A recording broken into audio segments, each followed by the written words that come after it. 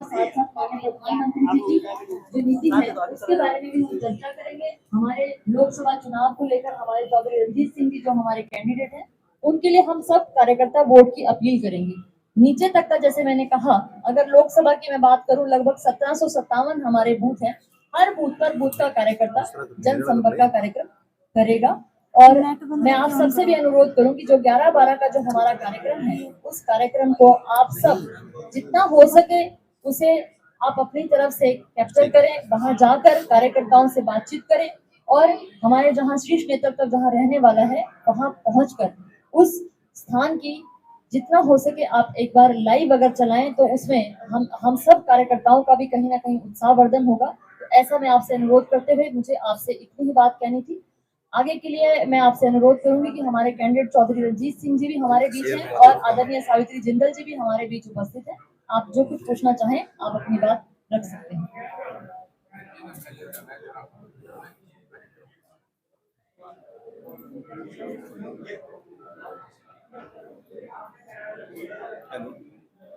ठीक है जी, हम प्रेस कॉन्फ्रेंस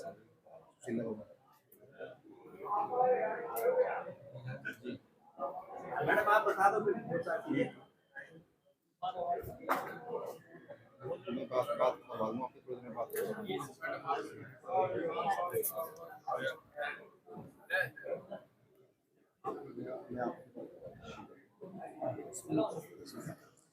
सभी पत्रकार छायाकार बंधुओं को बहुत बहुत नमस्कार। और हमको आज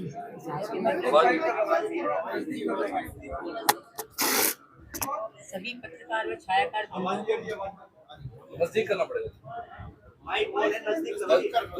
हेलो, सभी पत्रकार व छायाकार बंधुओं को बहुत बहुत नमस्कार। और मैं आज हिसार आई हुई हूँ और अभी चौधरी साहब के साथ हमारे प्रोग्राम चल रहे हैं। तो हिसार के लोगों से हमें बहुत प्यार मिल रहा है क्योंकि हिसार मेरा अपना घर है, यहाँ के सभी लोग मेरे अपने हैं। तो सभी लोग बहुत अपना प्यार और आशीर्वाद दे रहे हैं। तो आने वाली 25 तारीख को मैं सभी से अपील करूँगी कि आने वाली 25 तारीख को अपना एक एक वोट हमारे भाई रणजीत सिंह जी को, बीजेपी के प्रत्याशी हैं जो यहाँ से, और उनको कमल के फूल के सामने वाला बटन दबाकर वोट दीजिए जिससे कि वो जीतकर मोदी जी के विकसित भारत के सपने को साकार करवा सकें। कुछ समय जिंदल भी निकालेंगे मैम चुनाव प्रचार के लिए हिसार।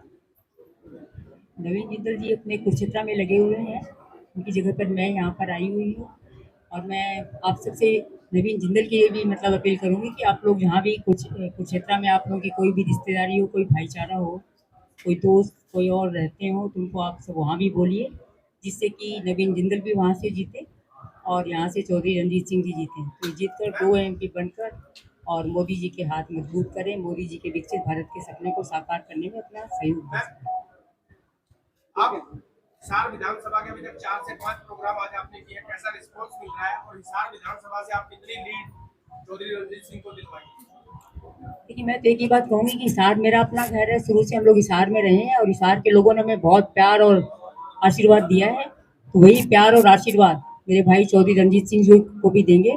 और आप आने वाली इसमें जब 4 तारीख को रिजल्ट आउट होगा तो आप देखिएगा कि हिसार से सबसे ज़्यादा वोट मिलेंगे।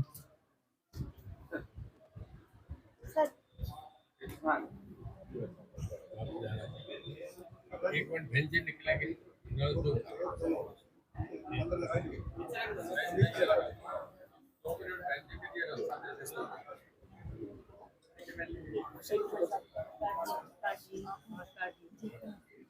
आप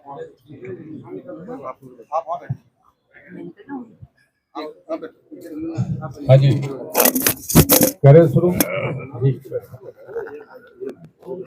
आज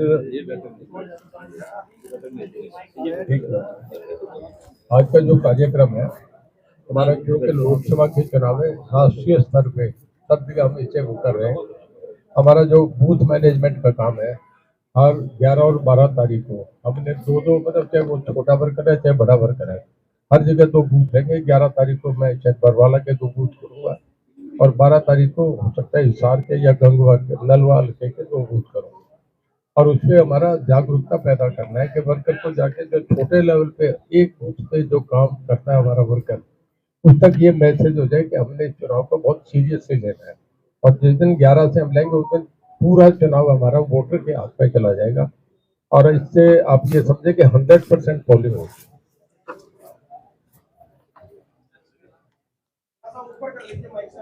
आवाज आ रही है? मैं ठीक आ रही है, कोई नहीं, ये आप बता दें जान, ठीक है।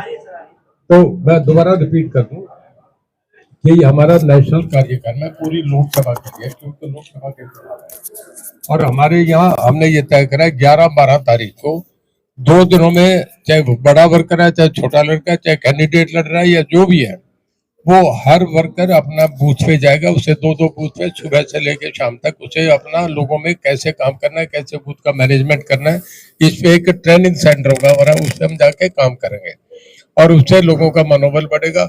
हमारा पूरा वर्कर जो है वो टीम एक्टिव हो जाएगी और गांव स्तर पे हमें वोट डलवाने के लिए हम कोशिश करेंगे कि 90+ पोल करवाएं और इसका एक बहुत बड़ा मैसेज होगा, उसका वोटर में भी जागरूकता है कि हमारा काम जो अब तक हम कर रहे हैं उस दिन हमारा एकदम 90% तक काम हमारा कवर हो जाएगा। ये करके आज ये एक एक्सरसाइज थी। बाकी आज सावित्री जी आम मतदाता ये जानना चाहते हैं कि कैंडिडेट का व्यक्तिगत प्रोफाइल कैसा होना चाहिए, ये शिक्षा कैसी होनी चाहिए। आम मतदाता ये जानना चाहते हैं आपके प्रधानमंत्री जो है आपकी छवि और उनका व्यक्तिगत जो प्रोफाइल है उसके बारे में थोड़ा सा देखिए। आम मतदाता पहले तो ये देखता है कि पार्टी कौन है। अगर भारतीय जनता पार्टी का नाम आता है तो 90% आदमी सुनने को तैयार हो जाते हैं कि हाँ सुने कौन पार्टी उनके मनपसंद की पार्टी है। एक नई पार्टी हो तो उसको लोग जानते नहीं कौन पार्टी, कोई जाएगा भी नहीं। फिल्म देखते हैं ना, जब फिल्म में आता है कि एक्टर कौन है, कि दिलीप कुमार एक्टर कौन है, कि उसमें सलमान खान, तो फिर लोग उसको उसका लिए क्रेज बढ़ता है। देखिए यहाँ प्रधानमंत्री का उम्मीदवार कौन है, ये मोदी साहब की पार्टी है। भारतीय जनता पार्टी के लिए दुनिया में पहचान है, हिंदुस्तान में नहीं सब जगह जानते हैं भारतीय जनता पार्टी देश की नहीं दुनिया की सबसे बड़ी पार्टी है, सबसे ज्यादा मेंबर्स है। किसी भी देश में 2 बार 3 बार कहीं प्रधानमंत्री का चुनाव नहीं होता। हमारे तीसरी बार एक ही व्यक्ति को लोग दोबारा तीसरी बार भी देश का प्रधानमंत्री बनाना चाह रहे हैं। इंदिरा गांधी को भी 1970 में एक ब्रेक आ गई थी, कंटिन्यूस नहीं बने। इतनी बड़ी एक्सरसाइज है, 145 करोड़ लोग वोट करेंगे। 145 करोड़ देश का ये आबादी का देश है। अमेरिका का जैसे चुनाव होता है, हर देश के इकोनॉमिक रिलेशन, उनकी अगली मार्केट, तो हिंदुस्तान बहुत बड़ा इस करके दुनिया की निगाह इस पे लगी हुई है। सर, दिन के प्रचार के साथ साथ आपने रात्रि पड़ाव शुरू कर दिए, कितना बेनिफिट्स उसका मानते हो? मैं जिस गांव में रुका उसमें रात के मैं 2 बजे तक, जो पुराने चौधरी के प्रशंस से थे गाँव, तो पूरे ही उनके हुआ करते थे। मैं जिस घर में भी गया उस पूरा परिवार, चाहे 150 वोट थे 200 वोट थे, सारे साथ हो गए। रात में मैं रुका हूँ, कोई 2000 वोट जो एकदम दूसरी तरफ से हमारे साथ जुड़े हैं। सुबह में एससी भाई जो हमारे वाल्मीकि समाज और रामदासिया परिवार के थे, 700-800 लोग थे, ट्रैक्टर चला के मैं उनके बीच में गया, बैठ के उनके साथ चाय पी, नाश्ता दिया, तो उन्हें बहुत हौसला हुआ कि ये हमें ठीक हम लोगों को देखेंगे। इस बात का बड़ा अच्छा मैसेज आता है, लोगों में अपनापन आता है।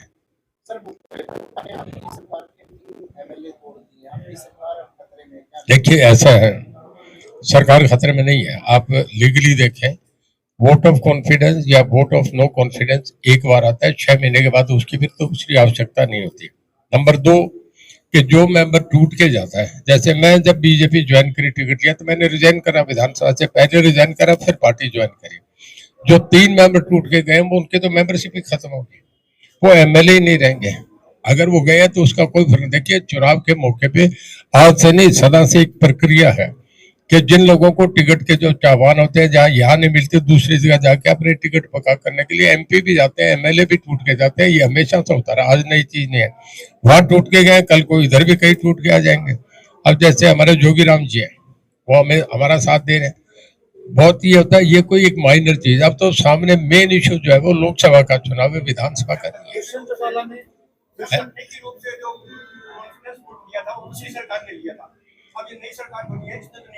नहीं, वोट ऑफ कॉन्फिडेंस नई सरकार बनने के बाद, क्योंकि जब नई सरकार बनती है तो विधानसभा में वोट ऑफ कॉन्फिडेंस लेना पड़ता है, ले लिया।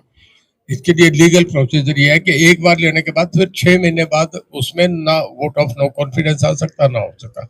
वैसे भी मैं ये बताऊं कि कोई भी वीपी इशू कर ले, कुछ भी कर ले, हमारी गवर्नमेंट स्टेबल है। 41 एमएलए हमारे पहले हैं, गोपाल कांडा हमारे साथ है 42, और इसके बाद जितने ये जो जिनमें से जो जाएंगे उनकी मेंबरशिप, हमारे तो पास तो पहले ही मेजोरिटी है, कोई दिक्कत नहीं है। कांग्रेस के तो 31 ही मेंबर है। दुष्यंत चौटाला ने बयान दिया है कि सरकार को गिराने में कांग्रेस का पूरी तरह से वो सहयोग करेगा। देखिए, वो कांग्रेस के साथ देंगे नहीं देंगे, उनके साथ एमएलए कितने साथ देंगे ये देखना, जब प्रैक्टिकल होगा तब लगेगा ना।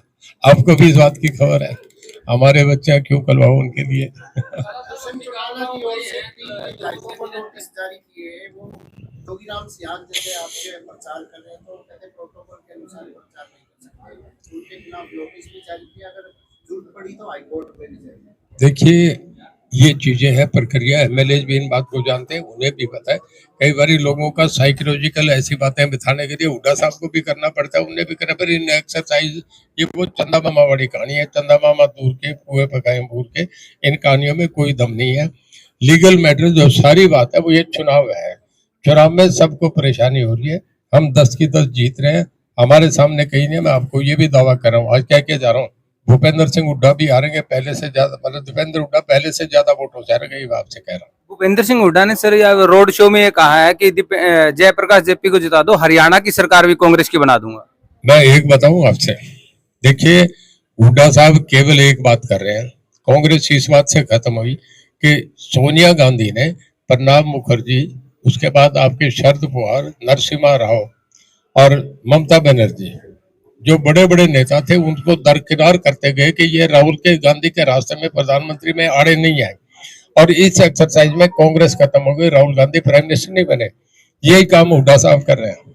हुड्डा साहब ने शैलजा, किरण चौधरी, आपका रणदीप सुरजेवाला, कैप्टन अजय चौधरी, वीरेंद्र सिंह, सबको एक तरफ, आप में एक भी चेहरा नजर आया उस दिन जब रोड शो था, तो सामने जो फोटो लगी थी भूपेंद्र सिंह हुड्डा, जयप्रकाश, दूसरी तरफ जो था उदयमान और दीपेंद्र हुड्डा, कहीं आपने सोनिया गांधी और राहुल गांधी को, वो तो प्लान कर रहे हैं कि किसी तरीके से हमें पिछली बार जैसे जेजेपी को मौका मिल गया, अगर कहीं विधानसभा में हमारे 10-12 बन जाए तो मेरे बेटे की चीफ मिनिस्टर बना दो, मैं भी कोई अलायंस में कोई मौका मिले तो शामिल हो जाऊं। वो तो पहले से कांग्रेस से अपना रास्ता अलग करने का प्लान कर रहे हैं, इस इलेक्शन से बोल रहे हैं। और मैं आपसे बताऊं कि पिछली बार भी हुड्डा साहब कह रहे थे, दोनों आ रहे थे, हुड्डा साहब भी आ रहे हैं, हुड्डा साहब का बेटा, अब तो इस करके वो हौसला छोड़ गया, अब कहते हैं 2 लड़ेंगे तो जरूर आएंगे, अब तो एक पे जोर कर लो, सारी ताकत वहां लगाओ ताकि कहीं जान बच जाए, ये कोशिश हो रही है। जैसे पहले शुरुआत के दौर की बात करें, ये सारे फील्ड में नहीं उतरे थे, अब एक तरह से फील्ड में उतर गए, तो चुनाव कितना आसान मानते हैं? देखिए, आज से ना, अब सावित्री जी जिंदल अभी आपके सामने होके गए हैं, जिनके बेटे का चुनाव और मां चुनाव छोड़ के यहाँ चुनाव में है, तो आप ये समझो ना कितना सीरियसली चुनाव में हमारी मदद कर रहे हैं। पिछली बार वो मतलब इनएक्टिव थे, वो कहीं एक्टिव नहीं थे, और उसके बाद भी हम 145 बूथ में जीते और हिसार से हमारी लीड 69,000 की थी। अब जब वो परिवार साथ आ गया तो आप ये समझिए कि शहर से हमारी लीड 1 लाख से होगी, अगर हमारा 90% पोल हो गया तो हम 1 लाख से भी ऊपर वोटों से जीतेंगे। नंबर 2, आपका एक प्रचार है ना उन लोगों का, आज भव्य बिश्नोई अपने हल्के में कल से लग रहा है, और 15 तक उसका गांव का डे टू डे रात दिन प्रोग्राम है। कैप्टन अभिमन्यु 3 दिन करके, परसों में गया था, उनका भतीजा मेरे साथ सारे दिन था। 13 को नारनौल की रैली है, उसमें सब होंगे। हमारा प्रचार बड़ा तेजी से उठा, आज कहीं है ही नहीं। 3 दिन से उनका तो कोई रोड शो में भी सारा जीरो हो गया, उसका मामला तो है ही नहीं। उसका तो एक बार आया था जेपी उसके बाद करता। देखिए, लोग जो आप कैंडिडेट की बात कर रहे थे, पार्टी मैटर करती है कि भारतीय जनता पार्टी में सरकार, आप भी जानते हैं, मीडिया सब जानता है कि सरकार भारतीय जनता पार्टी की बन रही है।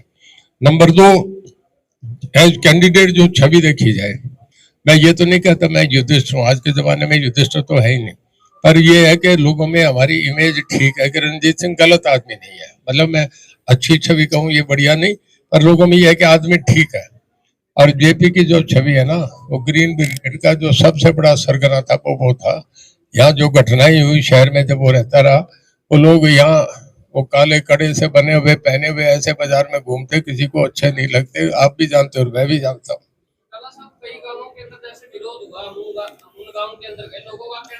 मैं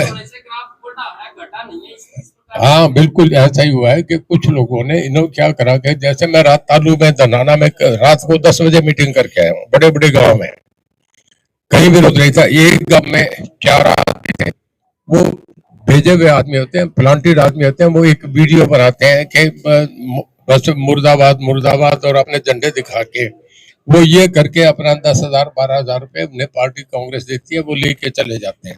उसके बाद गांव ने विरोध करा, गांव की मीटिंग हुई, मुझे बुलाया और बुला के कह रहे एक तरफा इन लोगों का सामाजिक बहिष्कार करते हैं, ये वो है नहीं कि विरोध नहीं, एक्ट वापस हो गया, आंदोलन खत्म है। देखिए हमारे यहाँ मैं आपसे बता रहा हूँ, हम जो ये मीटिंग कर रहे हैं ना 11-12 की, हम पे तो है, उन पे तो कोई सामान ही नहीं, उन पे तो ना पोलिंग लिस्ट है, ना कोई दफ्तर है, ना कोई सामान है, वो कुछ भी नहीं।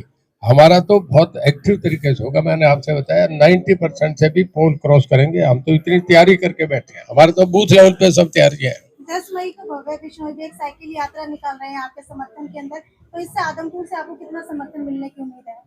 देखिए मुझे 9 के 9 हल्कों से जबरदस्त समर्थन मिला। आप मुझे बताओ कौन से हल्के से नहीं है? सब जगह से यही हो रहा है, हर जगह जितने कांग्रेस के लोग हैं जो कांग्रेस पार्टी में थे, जिनको हुड्डा ने बिल्कुल किनारे, हुड्डा एक ही बात पे लगे हुए हैं, डेवलपमेंट हो, सर्विसेज का मामला था। पिछले 10 साल में हुड्डा ने केवल रोहतक के लिए किया, केवल रोहतक नौकरी लगे तो रोहतक, पैसा लगे तो रोहतक, कोई डेवलपमेंट हो तो रोहतक, बाईपास बने तो रोहतक, IMT बने तो रोहतक। उसका ये हुआ 2014 के चुनाव में रोहतक वर्सेस अदर हो गया। मतलब हिसार, भिवानी, सिरसा, फतेहाबाद, जींद, कुरुक्षेत्र, करनाल सब इस बात पे खड़े हुए, तो बिना रोहतक को देखता ही नहीं। और हुड्डा इस बात से पॉलिटिकली खत्म हुए।